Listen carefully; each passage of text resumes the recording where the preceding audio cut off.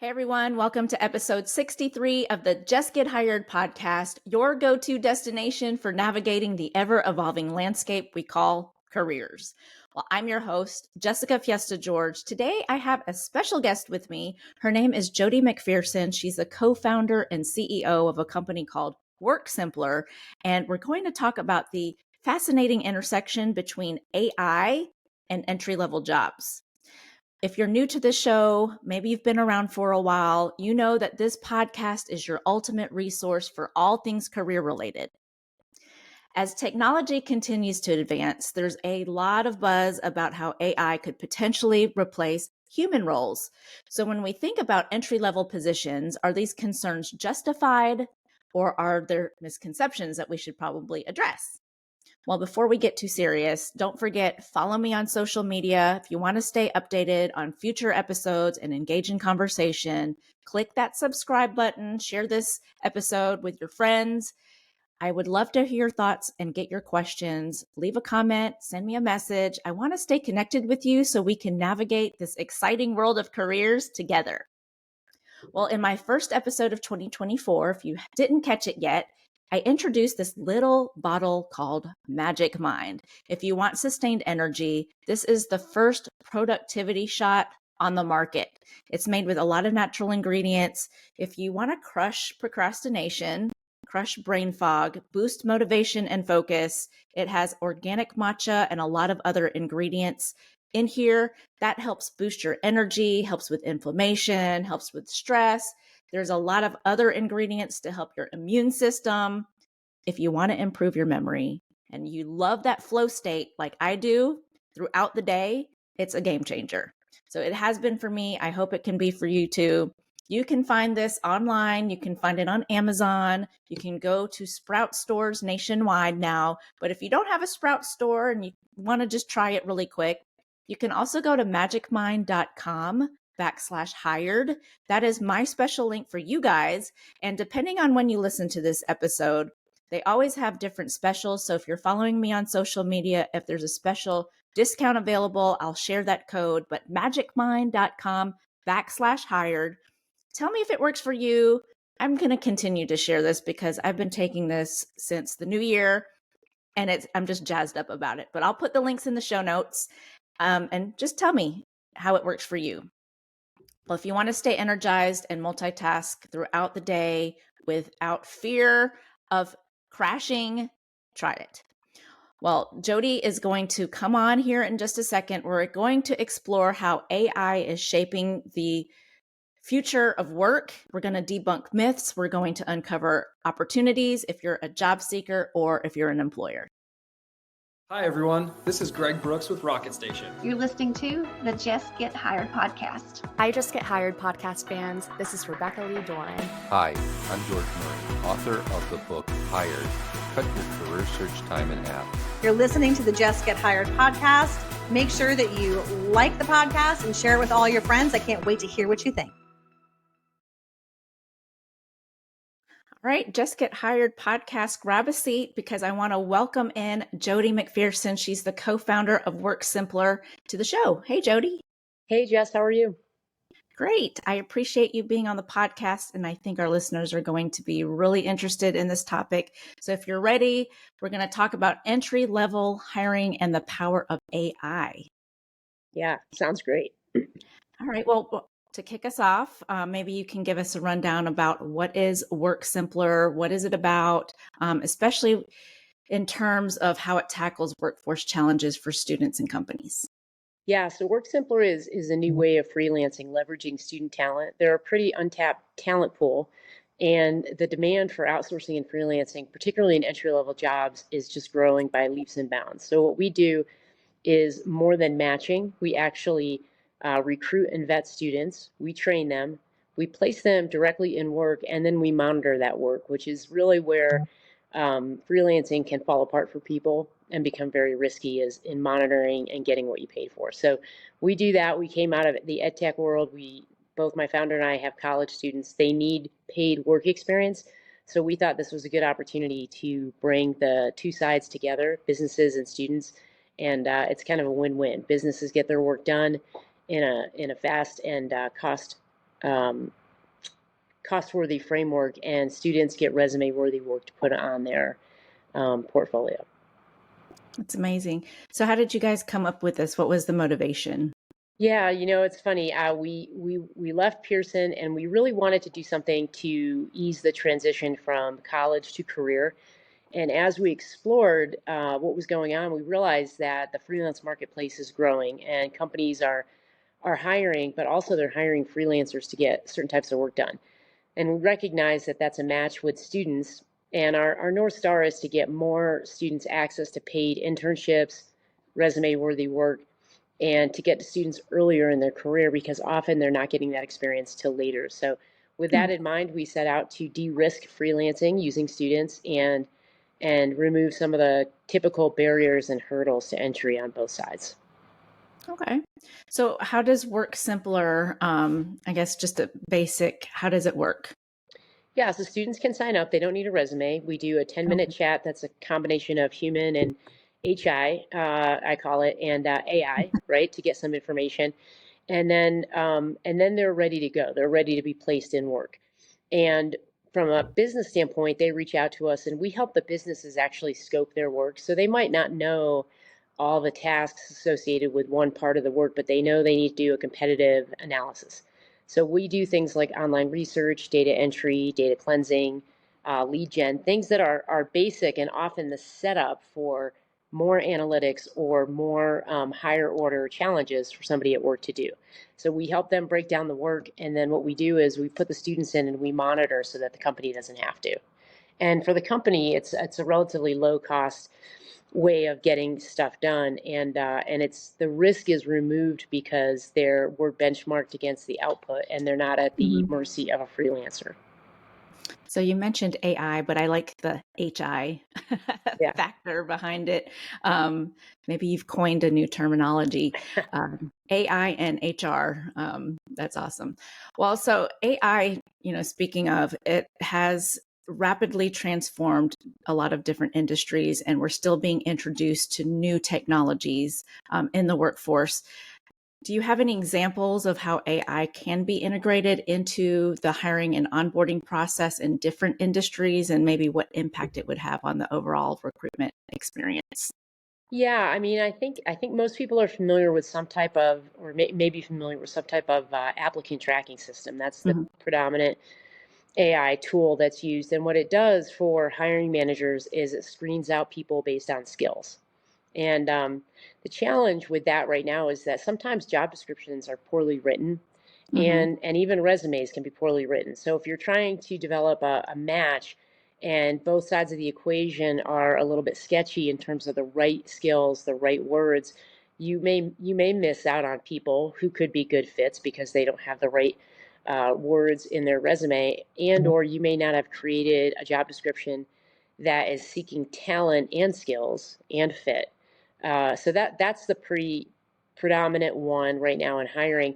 More are coming. You're seeing a lot of tools. Like we do have an AI tool for interviewing and practice interview questions where the AI records it. It will give suggestions to students for how to improve it, and also sends a report back. And so that's a way to have a humanless intervention prior to getting to the interview process. And I think what companies are trying to do is reduce the amount of human intervention to get to a smaller pool of candidates. And the challenge is sometimes they're weeding out people inadvertently through a system that is dependent on the input being accurate on both sides of the equation. Okay.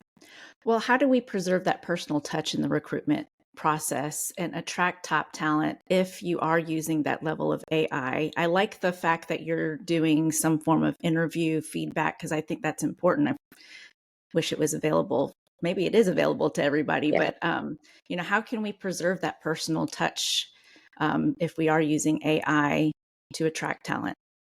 Yeah, I mean, I'm a big fan of the user journey or the customer journey, and I think about there are appropriate times in that journey where AI can be beneficial and demonstrate real efficiencies.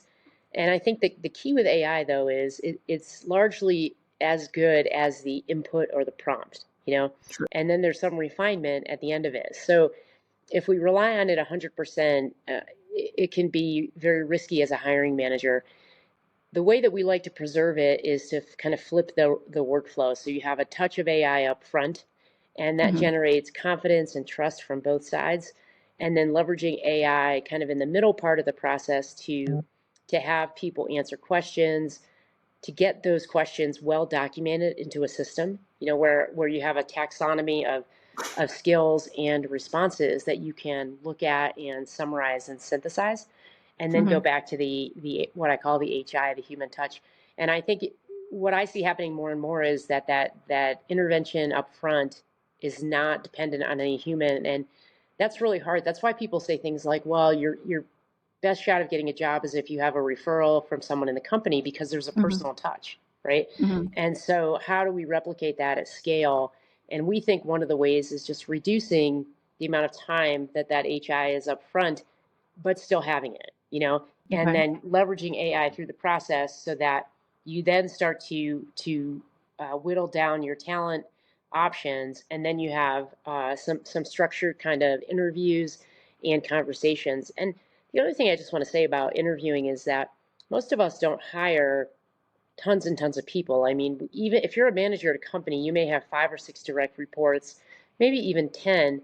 But think about that. Like, even if I run an organization with 50 people, I may be interviewing 3 people for jobs. So it's not like we're skilled and experts at it.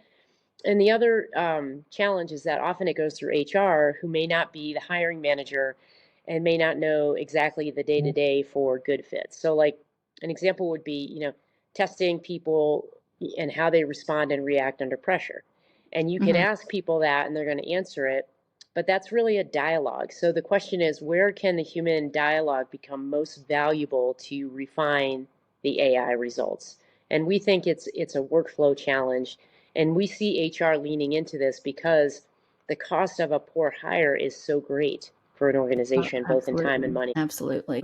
Now, you hear this all the time about how AI might take over entry-level jobs, or even, higher level jobs. But entry-level positions, I keep hearing it more and more. We have automation at the fast food counters now, where you just walk up to a kiosk and order, and there's not that human interaction. Are you experiencing, or have you come across any challenges that students face when they're curious about how AI could potentially replace them in the workforce? Yeah, it's a great question. I think you see scenarios with AI that have a wide range, right? Sometimes it gives the appearance it could take over and do something better, like a chat GPT writing a blog post or an essay. And other times, like the kiosk you're talking about, where you have fewer entry-level jobs available in favor of kind of automating, or even online orders, right? Online orders, and people pick it up. What we think is going to happen with entry-level jobs across industries are generally knowledge-based jobs, right? Where they contain, whether it's cybersecurity or agriculture, they contain a dimension of knowledge level jobs, such as online research, data organization, data cleansing. And because of that, even if you leverage AI, whether it's fireflies for note-taking in a meeting, or beautiful AI in presentations, or ChatGPT for that matter, to develop blogs, AI is still pretty dependent on a couple of things. And one is the prompts or the input, and the second is the refinement. So AI isn't perfect. It doesn't always give you completely accurate information. So at some point, somebody has to be the one entering the prompt for the AI in the context of what the business or the organization is trying to do. And then that same someone has to have an ability to refine it and detect if the AI has provided, frivolous information, non-accurate information. And you see this a lot with students using it for ChatGPT with essays, right? The best students and teachers are leveraging it to get a head start, but ultimately the synthesis and the key points come from the work that the student's done. And entry-level work is very similar to that. And the other piece of this with AI and entry-level work is that it almost requires people to become better at problem framing than problem solving. And problem framing is a different skill, right? It's contextualized, And it means you really understand what you're trying to get. And that harnessing that can make prompts really good. So here's an example. A lot of people need to do research online. You can do it organically with people going to a website and getting data, or you can use tools like an Octoparse or something like that, which scrapes data based on criteria that you give it. Now, Okay. the computer, the AI is not going to change. It's going to do exactly what you ask it to. So at the end, in refinement, you may have gotten some materials from websites that don't meet the criteria, or some things in the wrong places. And that's one of the reasons having the best prompts helps to reduce the refinement at the end. But no matter what, there's still a human being that needs to touch it in order to make sure that it's accurate. And I think the other piece I just want to say about AI and entry-level jobs is it's not cheap. AI is rather expensive to use, and it's not going away, but you're going to continue to see entries into the market in coding, in documentation is a big one, and entry-level work, but it's not perfect. And so the question is, how will it impact those entry-level jobs? What will someone need to do versus having to solve a problem from scratch? They're going to need to frame it, identify it, frame it, and then solve it, maybe using part of AI and maybe combining it with other things. So that requires a human element. So I think you're going to see shifts from that perspective. The interesting thing on this is, for students, anyone 18 to 27, AI is almost like a user interface. Like, they don't know any different. Someone my age is not really thinking that way. That's going to be hard for me to know what tools to use and how to use them. So the other piece of this is a generation coming into the workforce that's really comfortable and confident. It reminds me of when CRMs became very popular. Prior to that, everyone used massive Excel spreadsheets to organize customer data. And then CRMs became a great organizer, and then became tools around efficiency for different things. But it took time, and it took both the people in the entry-level jobs understanding that interface, and the people in higher-level jobs who understand the context and the why to come together and leverage those tools for the maximum input. True. Well, okay, so diversity and inclusion is a crucial aspect in the modern workforce. How can you leverage AI, if you're using that, to improve diversity hiring practices and just make sure that you have a more inclusive workplace? Yeah, I mean, no matter what job you apply for now, if you've been applying recently for things, you're always going to get some kind of demographic information. Some is required, some is optional. You can always say, "Do not wish to answer." I think that that gives people insight into their hires from a DEI perspective. But what it doesn't do is match that with the skills, right? So you still kind of fall short. And I think that we're going to see more opportunities, particularly with students. For us, we're trying to give more visibility to students to how to do this. So if you take that visibility and expand it across any career changer or anyone looking for a job, part of the gap comes from visibility on both sides, right? And a couple of questions around your gender and your ethnicity don't fix that. It has to be more succinct.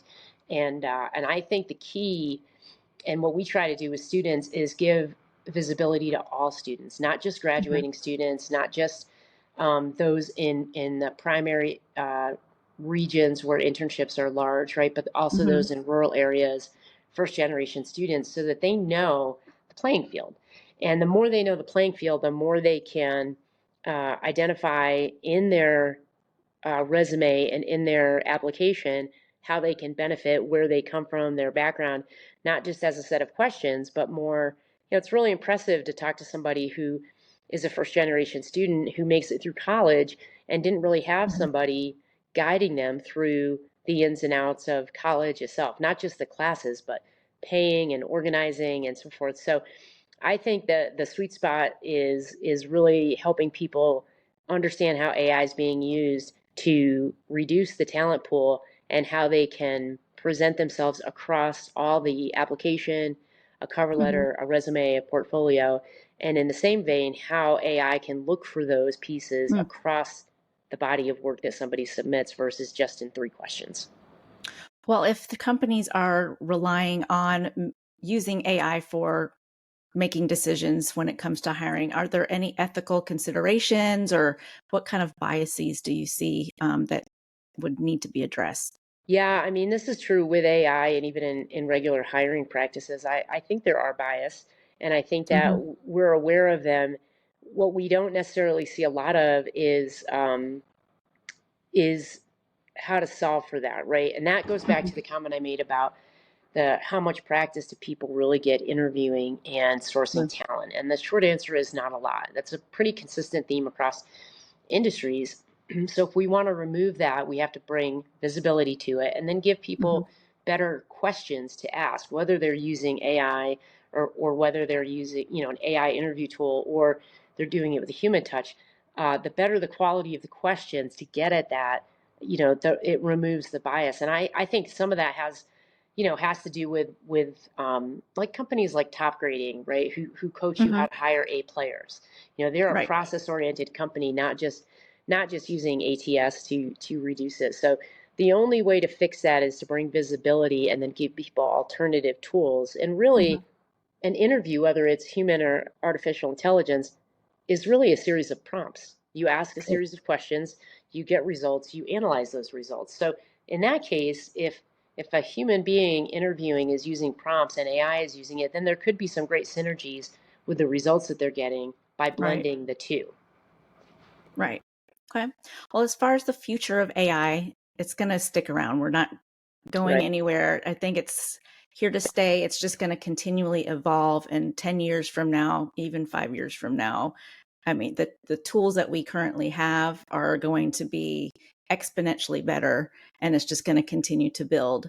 Are you seeing any notable trends or different innovations when it comes to how the future of work will be on either Mhm. hiring new employees or onboarding new employees?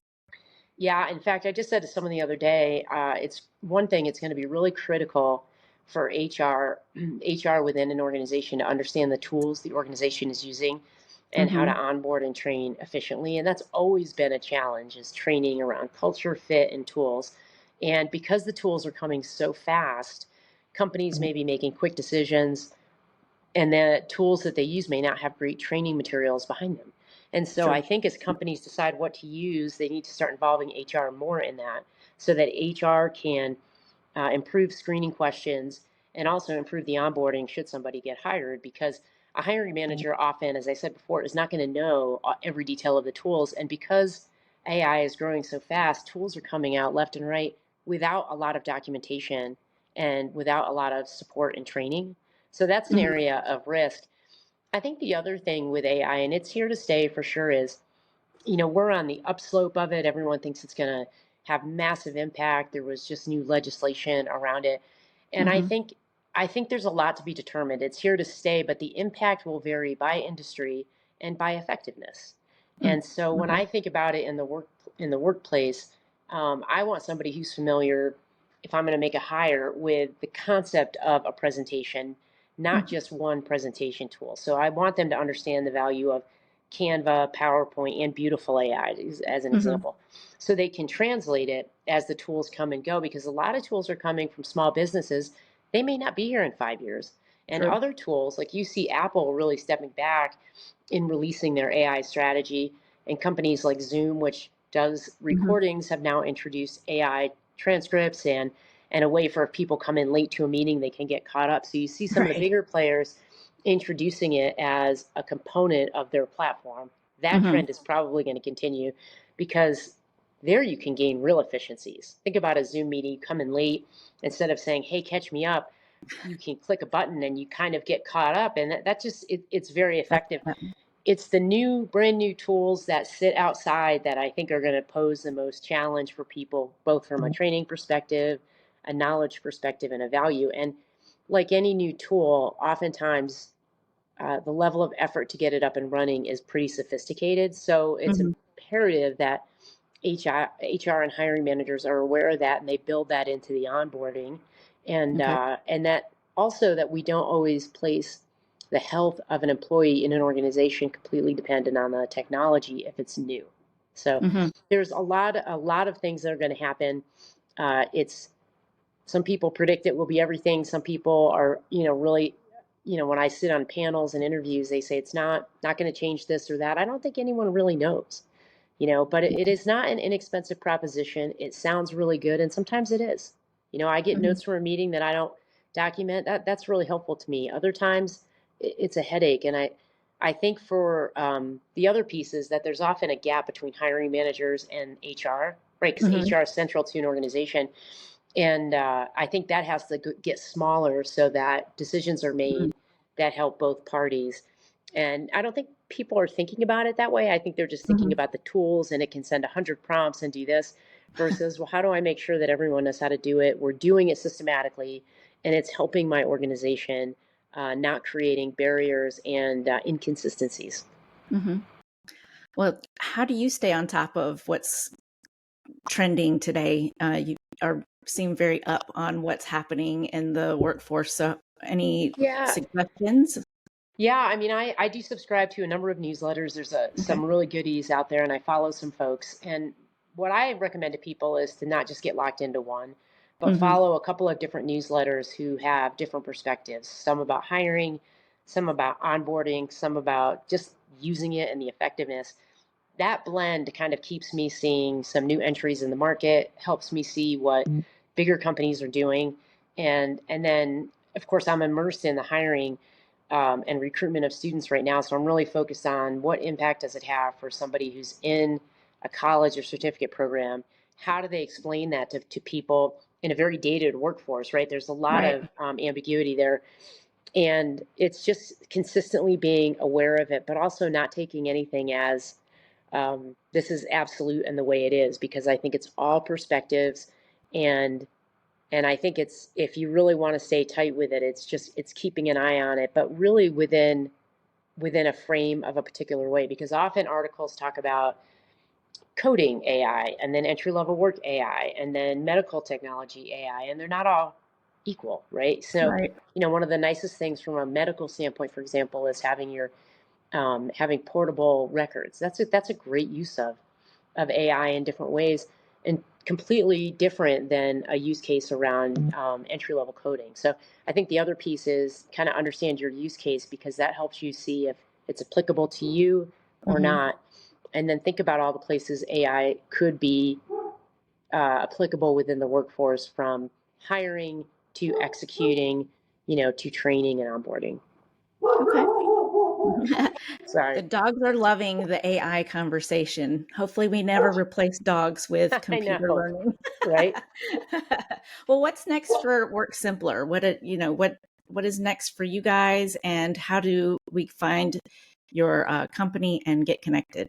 Yeah, thank you for that. We're actually getting ready to introduce an AI interview tool for students up front that actually uh, gains their responses and then gives them feedback.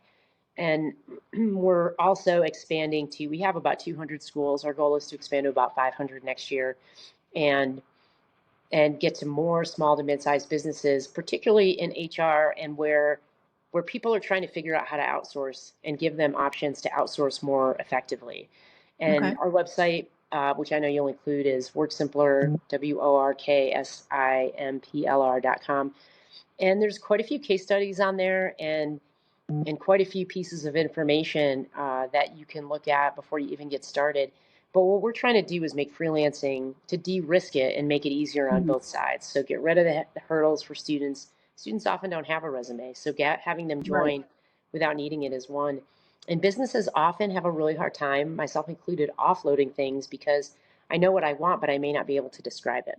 And I think Right. that's where our automation comes in and helps people describe it. They go from plain speak, we translate it using a taxonomy, and then we create the documentation for somebody to sign off on. And that tends to be a lot easier than having to build it from scratch. I think that's Right. what we're trying to do, is reduce the barriers and say, hey, this is doable, give it a shot at a reasonable price, and if it works, keep doing it. Because you can't go to a job board today like Indeed or LinkedIn or Monster and not see hundreds of thousands of entry level jobs or freelance jobs or temporary data entry jobs. There's just such a huge need for this type of work to be done. And the other piece of this that's interesting too, it's often remote. Yeah. So after COVID, there's a dimension of self-management that has to be nurtured from the student side, because the risk from a business is they hire someone in a remote, they can't even just go in and chat with them.